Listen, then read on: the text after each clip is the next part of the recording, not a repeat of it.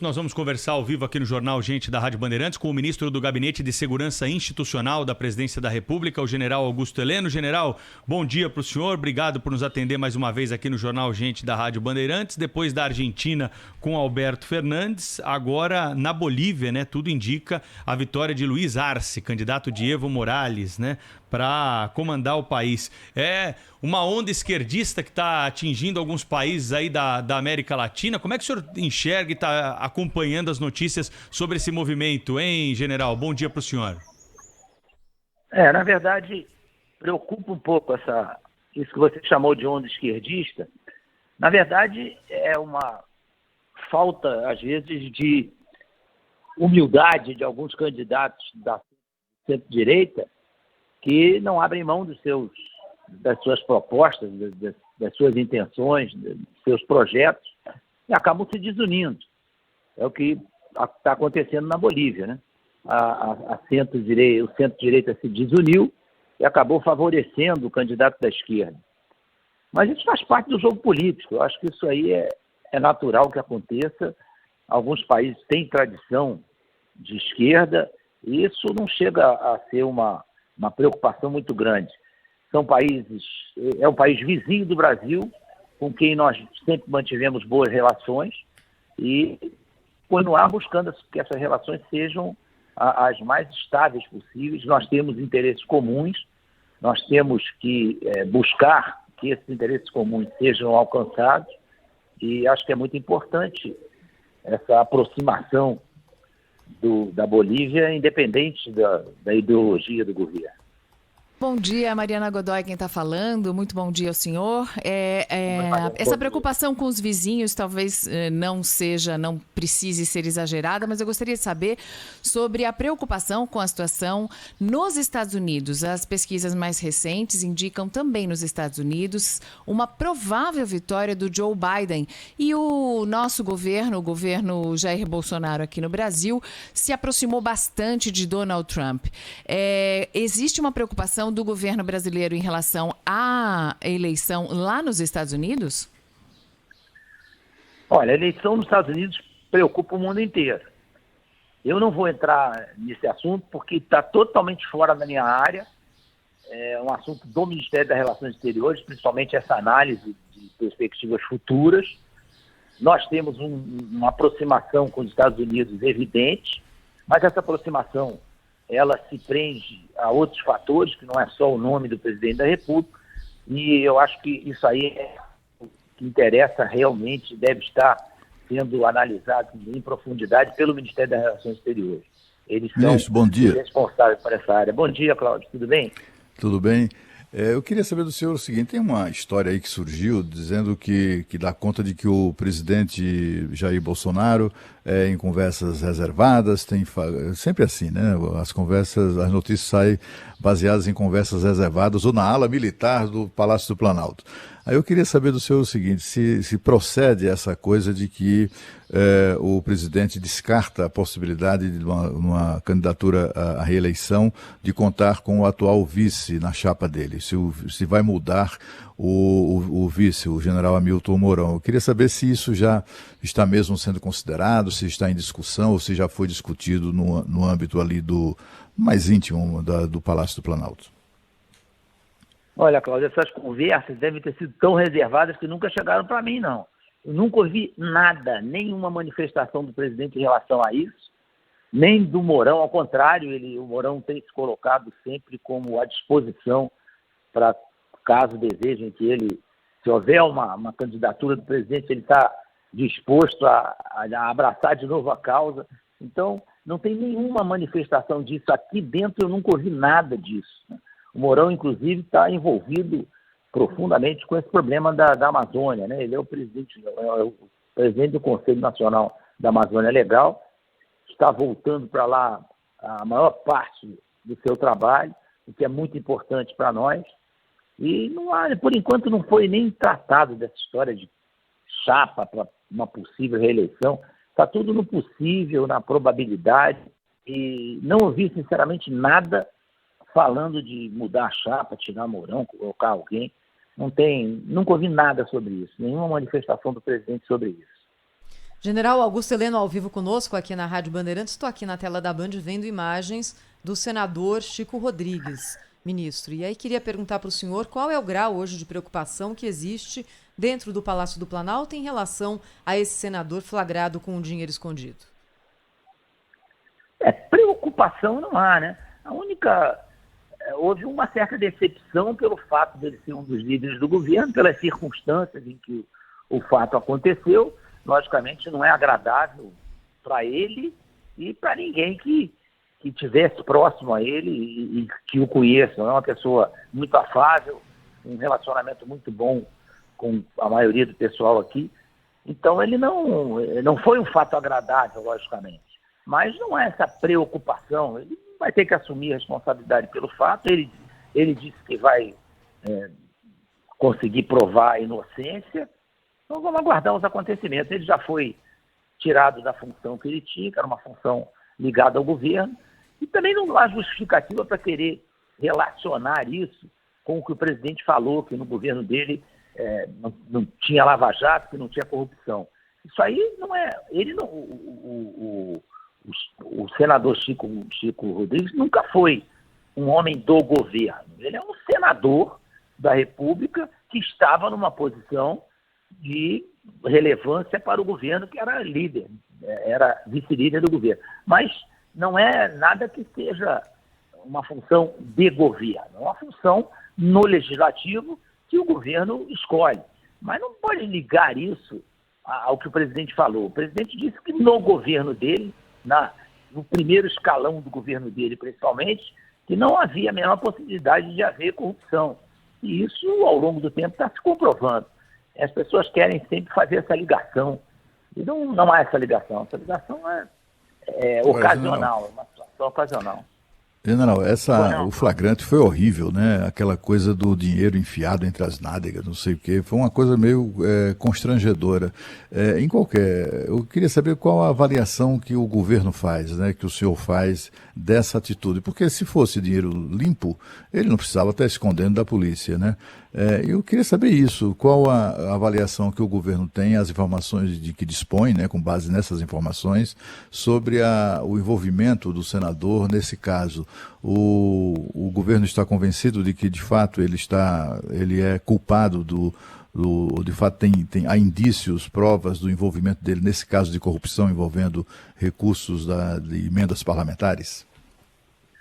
Cláudio, os indícios são muito fortes, mas é o negócio, a gente tem que ter um padrão de procedimento, principalmente nesse nível, tem que ter um padrão de procedimento. Enquanto não ficar provado, é difícil acusar, né, execrar o camarada. Vamos aguardar. Ele até agora, ao que parece, as justificativas são muito pífias, não chegam a oferecer uma justificativa que, para quem está olhando de longe, seja uma justificativa consistente. Mas tem que esperar, tem que ver o que vão apurar. Isso aí vai ser aberto o procedimento. Já tem uma série de ações a serem realizadas em relação a esse fato. O fato em si, obviamente, é extremamente desagradável, talvez para ele muito mais do que para os outros, o que cercou o fato foi lamentável, para ele também, né? Uma situação, eu tinha um instrutor-chefe na academia militar que dizia: o camarada passa de chiqueiro a porco em 24 horas, né? Então é uma situação muito desagradável para todos nós, até porque tínhamos uma relação de amizade, entre aspas, com ele. Então vamos aguardar os acontecimentos. Eu acho que a gente tem que ser coerente. A gente quer sempre que fique provado. Então vamos procurar comprovar a origem desse dinheiro, por que o dinheiro foi escondido dessa maneira, por que essa necessidade premente de esconder aquele dinheiro. E até porque, segundo notícias de jornal, parece que ele declarava que tinha dinheiro em casa. Então, a atitude toda não combina com o que estava acontecendo, mesmo com o troço da busca e apreensão. Houve uma precipitação de fatos aí que são muito desagradáveis. E vamos aguardar o que vai ficar provado na justiça, né? Como é que ele vai ser Porque também não adianta jogar pedra em cima. O fato em si já foi muito desagradável, principalmente para ele.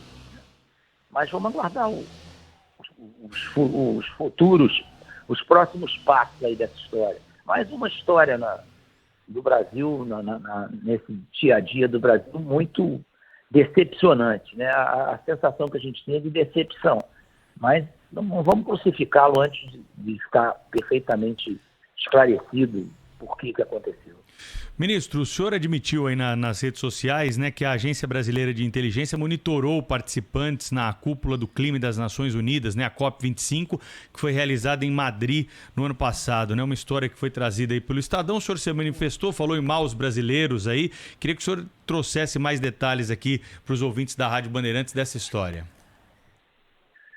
Bom, primeiro eu não admiti, eu declarei, porque isso foi anunciado. Em 2019 foi anunciado que a Agência Brasileira de Inteligência estaria presente na COP25. Isso não foi escondido de ninguém. O que é triste é a gente ver uma boa parte da imprensa brasileira querer caracterizar como monitoramento. Não houve monitoramento de ninguém. Monitoramento é você vigiar o cara do momento que ele acorda, do momento que ele dorme, é manter vigilância sobre o indivíduo. Isso não aconteceu nada disso. Houve o comparecimento de agentes da Agência Brasileira de Inteligência, oficiais de inteligência, preparados, concursados, que foram lá observar, não foram monitorar, foram lá acompanhar a COP25, uma vez que é um evento de alto valor estratégico, onde se esperava que o Brasil fosse atacado, como vem sendo atacado, de uma maneira sórdida, injusta, com relação à história de meio ambiente. Então é natural, isso qualquer país do mundo faz. Está acontecendo no Brasil uma ojeriza ao serviço de inteligência. Todos os países do mundo têm serviço de inteligência, e são exatamente para isso, são pessoas preparadas, não são arapongas, não são espiões, isso é uma classificação depreciativa, completamente descolocada, é mal colocada, é uma coisa assim que é para exatamente colocar os nossos oficiais de inteligência numa posição de inferioridade em relação aos fatos. Não, eles estão ali exatamente para observar, para acompanhar, para orientar as decisões do governo brasileiro. Eles são pagos para isso. É o dinheiro público que é gasto para isso. E muito bem gasto, porque todos os países do mundo têm serviço de inteligência. Ministro, a menos que o Brasil tenha horror à inteligência. Aí é outro problema. Ministro, o senhor disse no Twitter que o bom brasileiro não se une a organizações estrangeiras com interesses explicitamente contrários aos nossos e cujos objetivos são intervir em assuntos internos do Brasil para tirar enormes proveitos econômicos e nos desqualificar internacionalmente. Que ONGs são essas e de quais países? Não, eu não vou citar ONGs, tá? Porque para isso eu precisava ter muito tempo para relacionar fatos que já se tem sobre essas ONGs. Eu não tenho como citar isso aqui agora. Mas, obviamente, existem organizações não governamentais que são financiadas por outros governos. Isto é conhecido no mundo, são financiados por outros governos, e os objetivos deles no Brasil não são para salvar as florestas brasileiras, impedir queimadas e desmatamento da Amazônia.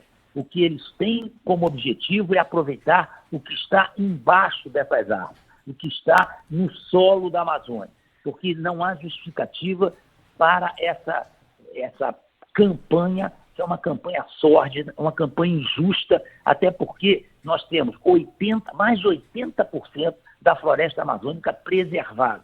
Nós somos o país com a maior preservação de floresta do mundo, disparado, não é perto, é disparado. A Europa hoje tem 0,7% das florestas naturais. O Brasil tem até hoje a sua cobertura vegetal preservada em mais de 60%. Então, é uma campanha cujo objetivo não é preservar meio ambiente, não é nada disso. Tem interesses econômicos sérios por trás disso. A Amazônia é riquíssima e a Amazônia é brasileira. Nós não podemos aceitar, nós não damos palpite em Nada disso em país nenhum. Nós não temos, nem temos autorização constitucional, nem temos interesse de ficar dando palpite em assuntos internos dos países com os quais nós mantemos relações. Então, nós não podemos aceitar que países se valham de ONGs para dar palpite no Brasil. A Amazônia é brasileira, cabe a nós preservar essa Amazônia, é um legado que foi deixado pelos nossos antepassados. O governo Jair Bolsonaro é o primeiro governo que se volta de corpo e alma para essa preservação e, por inúmeros motivos, inclusive por razões claramente ideológicas, eles querem colocar o governo Bolsonaro na berlinda com relação à Amazônia. Nós sabemos o que temos que fazer com a Amazônia e já estamos tratando de fazer. O general Mourão tem trabalhado muito em cima disso. Nós temos que colocar mais gente na Amazônia, sabemos disso. Temos que colocar mais recursos na Amazônia.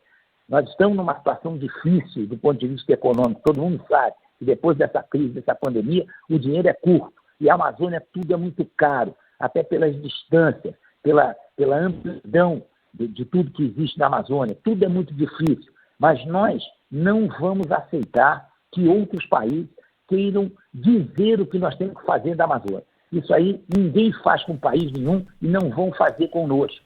Quem vai cuidar da Amazônia brasileira somos nós. Essa Amazônia é a Amazônia brasileira, que foi nos legada pelos nossos antepassados, que construíram o Brasil, a extensão do Brasil, ao longo de séculos.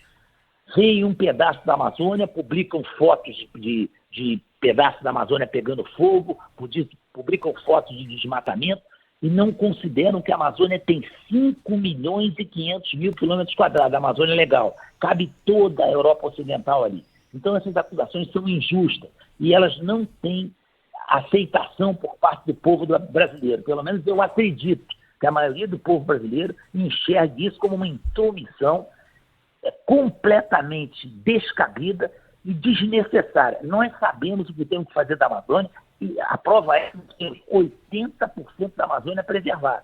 Agora, existe uma área da Amazônia onde é fácil fazer circular as mercadorias ilícitas de todo tipo.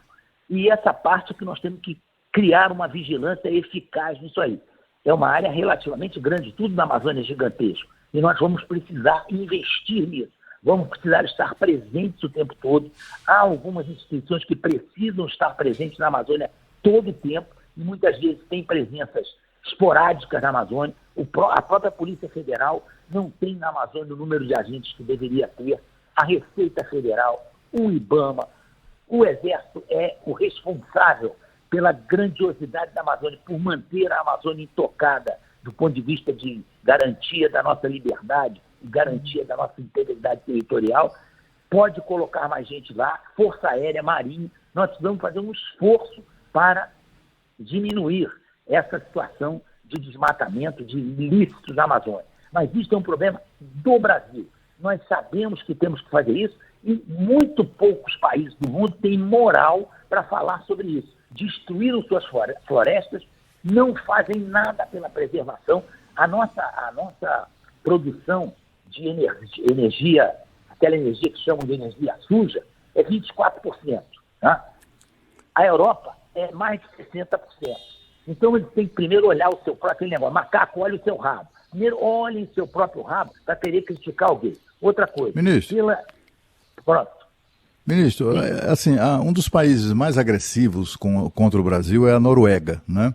E a Noruega tem há anos aqui na Amazônia, na nossa Amazônia, ali no Pará, né, uma gigante da mineração de alumínio, polui os cursos d'água, pintam e bordam, eles continuam com aquele discurso ambientalista, só que na prática são um país que mais polui, matam baleias, né? São 1.000 baleias, que eles têm uma cota, 999 baleias que matam por ano, eles inventaram a chuva ácida, eles poluem os mares com exploração selvagem mesmo de petróleo, e também na Amazônia tem lá pelo menos 1 ou 2 mineradoras, e o Brasil não vai tomar uma atitude em relação a esse país, um país que tem esse discurso fácil né, até demagógico, mas na prática se comporta tão diferente, inclusive na própria Amazônia. Não tem como o Brasil reagir de uma forma mais contundente em relação à atuação da Hydro, que é essa mineradora.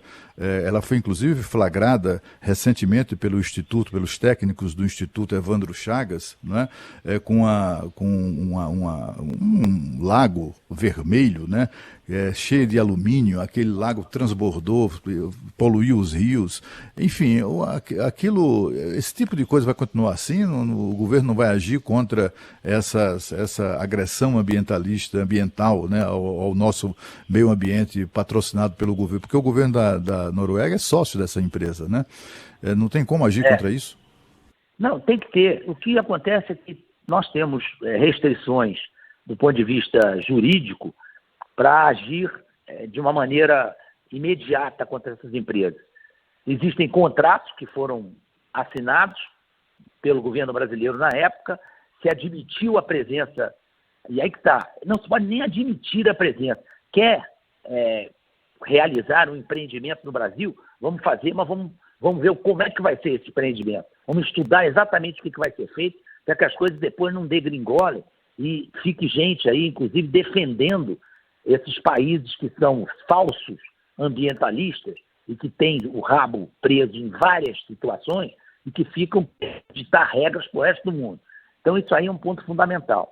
E não precisa ser muito preparado para verificar que o interesse deles não é a recuperação da floresta. Isso é uma história que eles estão contando para esconder seus verdadeiros interesses. Nós temos na Amazônia minérios que são para mudar o mercado do mundo, o mercado do ouro, o mercado de diamantes. Então, nós temos que ter consciência disso e explorar isso de forma sustentável em prol do Brasil. Já foi definido essa semana alguns pontos que são tratar do Amazônida, que são 25 milhões de brasileiros que vivem lá.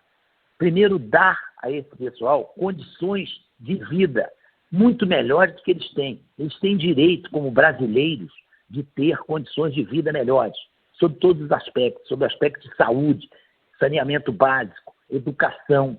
Então isso é fundamental que chegue a esse povo, para que eles não precisem se corromper nem realizar atividades ilícitas para se sustentar. Isso já está definido o que tem que acontecer, sim. General Augusto Heleno com a gente aqui na Rádio Bandeirantes, entrevista também agora ao vivo na capa do portal UOL. Queria só, para a gente terminar a nossa conversa, mudar um pouquinho o foco, general, e perguntar para o senhor em que pé está hoje a discussão no Palácio do Planalto sobre a possibilidade de ampliação do Bolsa Família, com outro nome, enfim. Essa questão sobre o fim do auxílio emergencial, que termina em dezembro, o que vai vir depois? O governo desistiu mesmo de mexer com isso, general? Olha, eu não participei das últimas reuniões do presidente com o ministro Paulo Guedes. Eles, inclusive, estão agora fazendo um fórum Brasil e países árabes. Essa é uma discussão para economistas, porque há uma série de detalhes de economia que nós, leigos, não podemos nem discutir. Eu acredito que vai se buscar um ponto intermediário aí, acabar com esse auxílio, que pode dar o nome que quiser. Esse auxílio não vai ser extinto, não vai ser acabado. Lógico que houve uma situação ali, houve um auxílio emergencial de valor considerável. Esse valor, logicamente, não poderá ser mantido, mas há uma intenção, acho que de todos os poderes, de que se continue a manter essas pessoas mais necessitadas com esse auxílio. O que tem se ouvido falar, eu acho muito importante, aí estou falando como leigo, é ter porta de saída. É aquela frase famosa da Margaret Thatcher, bom regime de auxílio não é aquele que admite gente, é o que consegue fazer com que as pessoas saiam desse programa. Então isso é muito importante que a gente tenha na cabeça. Programa de auxílio é muito importante, mas tem que ter porta de saída, tem que ter incentivo para que as pessoas saiam do programa e diminua o gasto público com o programa e elas busquem ter empregos. Eu vivi muito esse drama no Haiti, onde a população desempregada era cerca de 80%. E a gente vê como é angustiante para quem recebe dinheiro sem trabalhar, essa situação perante a família, perante os filhos, perante a sociedade, eu acho que isso tem que ser uma preocupação muito grande. Então, eu acho que isso tem que ser buscado um equilíbrio e vai ser buscado. O ministro Paulo Guedes e a equipe dele é muito boa, ele vai encontrar uma solução para isso. Queria agradecer ao general Augusto Heleno, ministro-chefe do Gabinete de Segurança Institucional, mais uma vez ao vivo com a gente aqui na Rádio Bandeirantes. Obrigada, ministro. Até a próxima. Eu que agradeço a oportunidade. Cláudia, obrigado. A sua pergunta sobre esse país aí, sobre a Noruega, é muito importante. A gente tem que abrir os olhos para isso, sabe? A gente está usando uma venda para essa situação. Mas vamos lá, no fim vai acabar dando certo. O Brasil é muito grande, e muito poderoso, muito rico, e é um país fundamental para o mundo. Um grande abraço a todos aí, muito obrigado. Abraço, general. Obrigado.